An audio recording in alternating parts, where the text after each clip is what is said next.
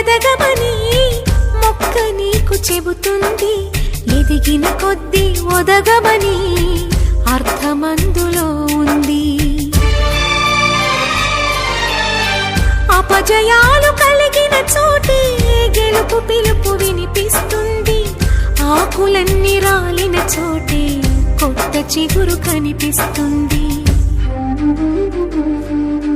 మౌనంగానే ఎదగమని మొక్క నీకు చెబుతుంది.